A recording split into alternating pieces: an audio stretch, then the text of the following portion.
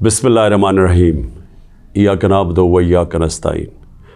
मेरे पाकिस्तानियों, मैं आज अपनी सारी कौम को समझाना चाहता हूँ कि क्यों हम इस जगह पे पहुँच गए कि हम जेल भरो तहरीक का आगाज़ करना चाहते हैं। इसकी क्या वजह है? देखिए, सारी दुनिया में कौमें किसी कानून के तहत चलती हैं। कानून क्या होता है? वो आइन फैसला करता है कि क्या कानून में जायज़ है और कौन सी चीज़ नाजायज़ है। जब से ये इम्पोर्टेड हुकूमत आई है, इस मुल्क के आइन और कानून की धज्जियाँ उड़ाई गई हैं। हालात ये हैं कि अदालतों की भी बातें, उनके अहकामात ना पुलिस सुनती है, ना ये रियासत सुनती है। मैं आपको मिसाल देता हूँ कि अभी हाल ही में जब ये इम्पोर्टेड हुकूमत भाग रही थी इस्लामाबाद के लोकल गवर्नमेंट इलेक्शन से, तो अदालत ने कहा कि फौरी तौर पे डेट दो, बल्कि उन्होंने तो कहा कि 48 घंटे में करवाओ। अभी तक कोई महीना होने लगा है तकरीबन, अभी तक इलेक्शंस नहीं हुए। उसके अलावा जिस तरह फंडामेंटल राइट्स, जो बुनियादी हकूक़, जो हमारा आइन हमें हमारे बुनियादी हकूक़ की हिफाजत करता है, हालात ये हैं कि लोगों को उठाया जाता है।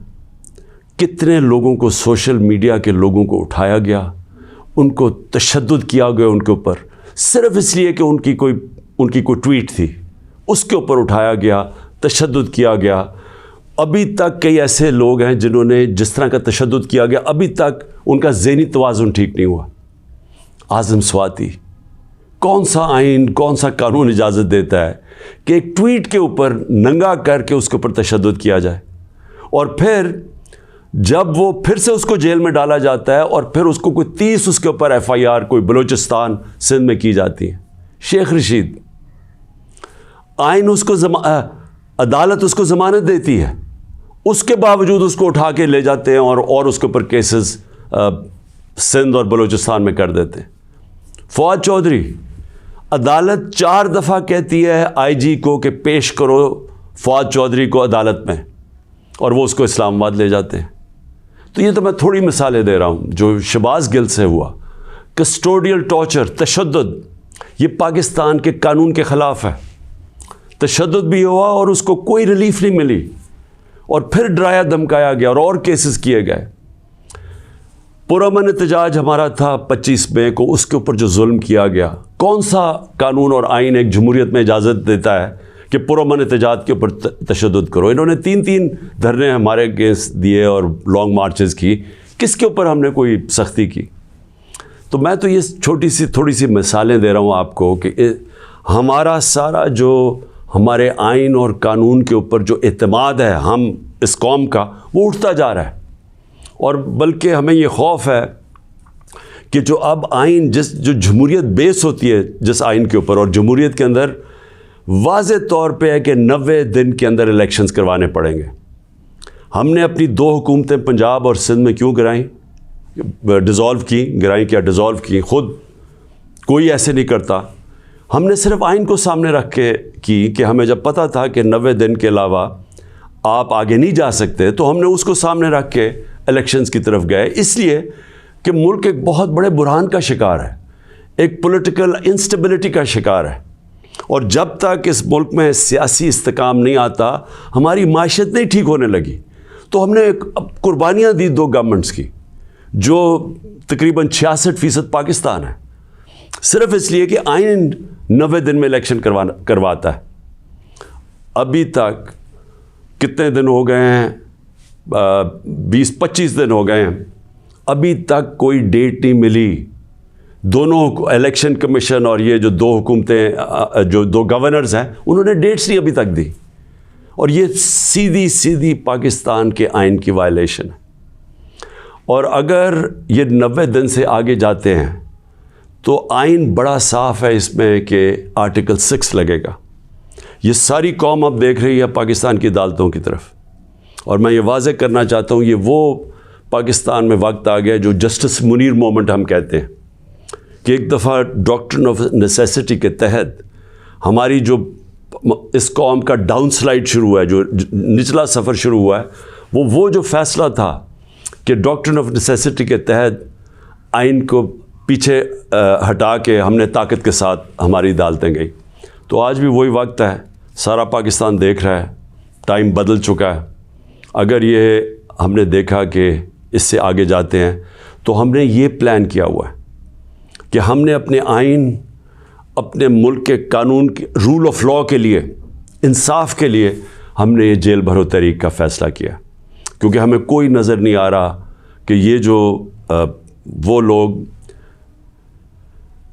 جن کی پر کرپشن کے کیسز, انٹرنیشنل انکشاف ہوتا ہے پینما کا, جس میں پتہ چلتا ہے کہ مریم نواز 4 مہنگے ترین لنڈن کی اپارٹمنٹس, جو کہ لنڈن کے سب سے مہنگے علاقے میں, اس پینما کے انکشاف میں پتہ چلتا ہے کہ اصل مالکہ ان کی مریم نواز تھی.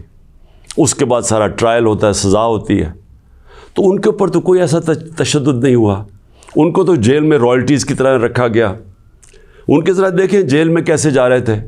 تو یہاں ٹویٹس کے اوپر تشدد کیا گیا. تو اس لیے 2 راستے ہمارے سامنے. ایک راستہ یہ ہے کہ ہم توڑ پھوڑ کریں, انتشار پھیلے گا ملک میں, سڑکیں بند کریں, پتھراؤ کریں, پہیہ جام سٹرائک کریں. تو ملک کے تو آگے حالات وہ ہیں, پاکستان کی تاریخ میں معیشت ادھر تک نیچے نہیں پہنچی جو انہوں نے پہنچائی ہے, اور یہ ہم سب کو پتہ تھا ہونا ہی ہے. اور ہم نے جو اس وقت ان کے ہینڈلرز تھے ان کو واضح کر کے بتایا کہ اگر آپ نے سازش کر کے حکومت گرائی گئی, ان سے نہیں سنبھالی جائے گی, اور نہیں سنبھالی گئی. تو آج کبھی بھی اتنا بڑا اکنامک کرائسس نہیں آیا جو آج پاکستان میں ہے. کبھی عام لوگوں کی زندگی میں اس طرح کی مہنگائی نہیں آئی جو آج آئی ہے. جو بے روزگاری بڑھتی جا رہی ہے, ایک طرف مہنگائی بڑھ رہی ہے, بے روزگاری, تو ملک کے معاشی حالات تو بہت برے ہیں. تو ہم اس لیے اس کو سامنے رکھ کے, اور 26 سال کی سٹرگل میں کبھی بھی ہم نے انتشار کی پالیٹکس نہیں کی. لہٰذا یہ پرامن طریقے کا احتجاج ہے جیل بھرو تحریک.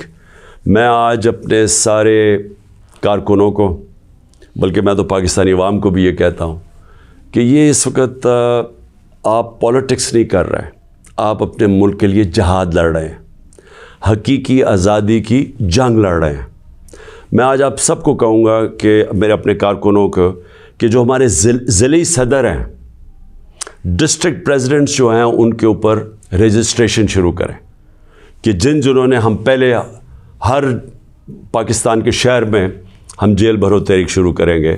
تو پہلے میں چاہتا ہوں کہ والنٹیئرز اپنی رجسٹریشن کریں, اور اس کے بعد میں پھر آپ کو ڈیٹ دوں گا کس دن ہم نے جیل بھرو تحریک کا آغاز کرنا ہے, اور اس کی چند دنوں کے اندر ہوگی. اور اس لیے میں چاہتا ہوں کہ جلدی جلدی آپ اپنی آپ جو رضاکار ہیں وہ سامنے آئیں. اور انشاءاللہ میں یہ سمجھتا ہوں کہ یہ جو ہماری تحریک ہے, اس سے ہم وہ چیز حاصل کرنا چاہتے ہیں جو پاکستان کو ایک حقیقی آزادی بھی دے گا, اور حقیقی آزادی کا مطلب حقیقی جمہوریت وہ بھی دے گا. اور وہ انشاءاللہ وہی ایک پاکستان کو ایک وہ جمہوریت جدھر رول آف لاء ہے, جدھر قانون کی حکمرانی ہے, وہی پاکستان کو اس دلدل سے نکالے گا. شکریہ.